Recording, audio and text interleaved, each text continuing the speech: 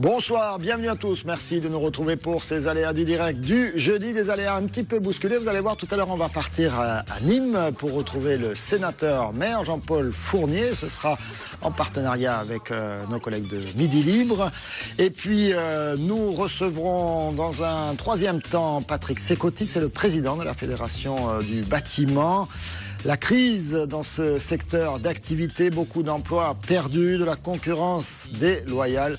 Le président de la Fédération du bâtiment de l'Hérault tire la sonnette d'alarme. Mais pour l'instant, on va se tourner vers un homme au masque.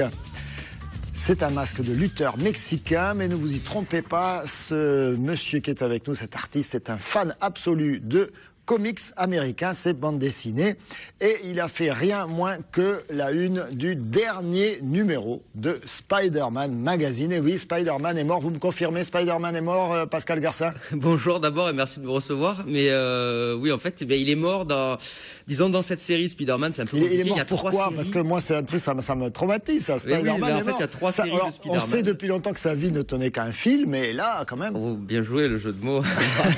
Pardon, on me l'a soufflé. En fait, ils aiment bien comme ça, là, de temps en temps, faire mourir leur héros. On sait qu'aussi DC Comics, ça fait mourir Superman. Après, dans les ils années revivent 90. après, ils ressuscitent un peu. Souvent, oui, souvent après, ils se débrouillent pour les faire revenir, quoi. Donc, ça leur permet de faire des grosses ventes quand il est mort, et après des grosses ventes quand il revient. Ça fait. C'est des malins. Ils sont malins. Bon, pour l'instant, après. Alors, ils sont très très forts, ces Américains. Ok, ça c'est sûr. Mais vous aussi, vous êtes très très forts parce que vous avez réussi, vous, depuis Montpellier, à faire la une de ce 700e et pour l'instant dernier numéro du journal de Spider-Man. Alors cette une, vous allez la voir, voilà, à l'image là. Alors vous voyez peut-être pas bien, à moins de vous rapprocher beaucoup de votre téléviseur. Cette image est constituée de dizaines, centaines de centaines et des centaines. Spider-Man et de héros. Exactement, Marvel, qui forme, en fait, c'est un grand patchwork, en fait, qui forme l'œil de Spider-Man avec son ennemi Venom qui est noir, qui est pareil, une araignée, un homme araignée, mais noir. J'ai eu l'idée comme ça, je me suis dit, je vais recréer l'œil de Spider-Man, mais c'était très, très, très, très long, ouais. C'était très très long. Ouais, non, là, souvent je dis 200 heures, mais il y a vous êtes installé ici, vous êtes artiste, vous êtes faites de la musique, vous faites plein de choses. Et cette passion du comics, c'est arrivé quand, tout petit? En fait, ce qu'il y a, c'est que depuis tout petit. En fait, c'est vrai que quand j'étais tout petit, je lisais Strange Magazine, qui était un recueil avec Spider-Man, Iron Man, tout ça.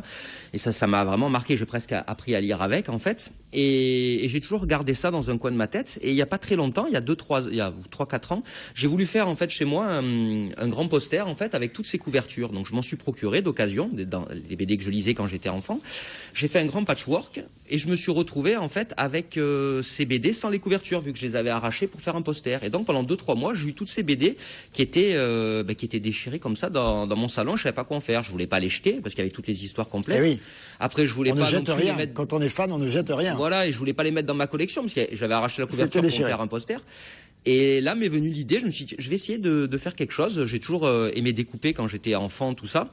Et je me suis dit, allez, je vais essayer de faire quelque chose, de les remettre en avant à ma façon. Et ça a commencé en fait comme ça, bien que ce que j'ai fait au début, alors là, aujourd'hui, vous créez des œuvres. Hein. Là, on en a une version un peu réduite d'ailleurs, hein, puisque c'est beaucoup plus grand que ça. Oui, l'œuvre originale donc fait 1m20 sur 85 cm. Et c'est plus de 200, entre 200 et 300 heures de découpage. C'était à la fin, j'en pouvais plus.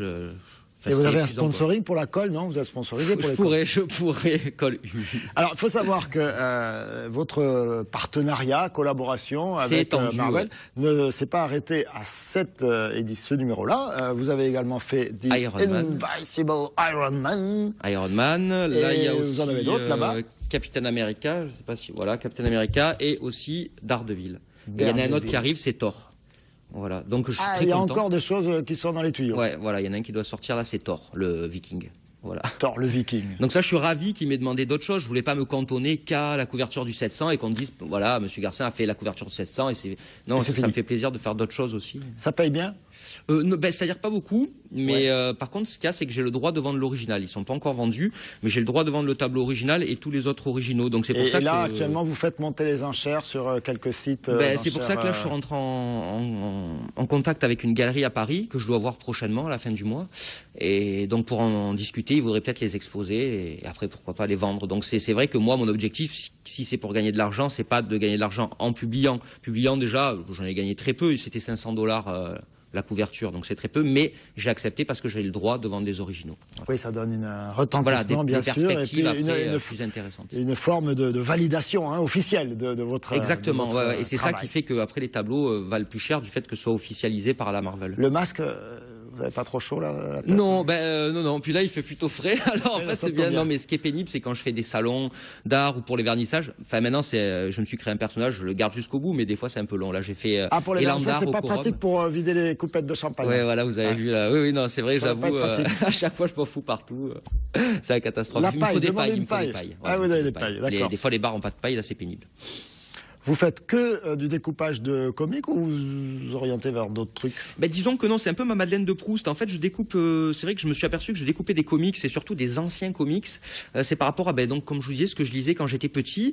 Mais je découpe pas trop. Non, après par exemple, soit des mangas. Non, ça vous plaît pas. Découper d'autres trucs. Non. Disons que graphiquement, j'aime beaucoup les BD des années 60. Moi, je découpe que des BD pratiquement des années 60, 70, 80. On me propose que vous découpiez un peu du Oui-Oui ou du Martin, mais je sais pas. C'est. Après, pour les enfants, peut-être. S'il y a un riche collectionneur qui veut que je vous amène dans un tout autre univers artistique. Je ne sais pas si vous connaissez. En ce moment, à Nîmes se déroule le festival de flamenco. Nous y étions pendant 2 jours, du reste, avec les aléas du direct et Julien Lamoussière. Eh bien, il y a quelques semaines, c'est notre ami Christophe Ché qui était parti en Andalousie, là-bas, et l'occasion d'y rencontrer un des maîtres du baile, je crois qu'il dit comme ça, de la danse, en tout cas flamenco, José Galvan, dans son école de danse, au sein même de cette école de danse. Reportage, Christophe Ché.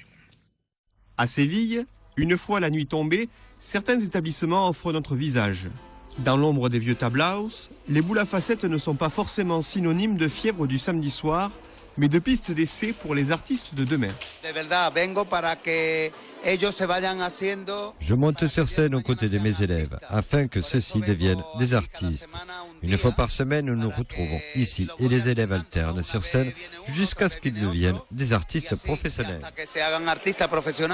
Directeur de l'une des plus importantes académies de danse flamenca à Séville, José Galvan et ses élèves investissent ainsi la scène de ce petit établissement à la recherche du doyen des permanents. Certains élèves sont ici depuis quelques années et possèdent déjà une maîtrise affirmée. C'est la raison pour laquelle ils dansent en solo. Petit à petit, tous y parviennent. Il est donc important qu'il y ait un rodage dans ces tablaos où nous nous produisons. Père de 2 danseurs majeurs de la scène internationale, José Galvan dirige également les premiers pas de son fils cadet, José Antonio, psychologue le jour et bailaor en mer de la nuit. Parmi les élèves, il y a en effet un certain José Antonio Galvan, qui est psychologue. Je veux qu'il danse car c'est mon fils et je crois qu'il y a matière à faire avec lui. Et chaque fois qu'il se retrouve sur scène, il danse de mieux en mieux. C'est à Nîmes que remontent ses débuts sur scène et je crois que le Gusanillo s'est emparé de lui puisqu'il continue à danser. Lorsque j'officie comme professeur au sein de l'académie de danse, j'oublie que ce sont mes enfants.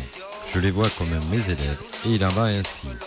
José Antonio est un élève de plus et à l'instar de ses camarades, il doit pleinement s'investir et travailler dur. Portés par les palmas d'un public familial et majoritairement composé d'amis, les élèves de José Galvan continuent leur gamme avec l'espoir secret de se faire un jour remarquer. A todos los llevo en mi corazón y a todos les mando un beso muy fuerte. Y nos vemos en 2014? Nos vemos en el 2014. Gracias. Voilà l'annonce, vous avez compris. José Galvan de retour sans doute peut-être à Nîmes l'année prochaine, 2014. Allez, 2 dernières informations. C'est la fête à Lunel-Viel. Ce sera le 18, 19, 20 janvier avec 3 spectacles et on vous offre des places. 04 67 41 88 36. Et puis des places également pour le spectacle d'Olivier de Benoît. C'est au Pasino de la Grande Motte, mardi 22 janvier. Et la dernière info, elle est pour Monsieur Garcin. Oui. Donc, la dédicace. Pardon ? Une dédicace. Voilà, une dédicace donc samedi 19 à la librairie Planète Interdite à partir de 15h où je vais donc dédicacer le Spider-Man numéro 700. Celui-là. À partir de 15h, ouais, voilà. À ne pas manquer, merci Monsieur au masque. Restez avec nous pour la suite des aléas du direct.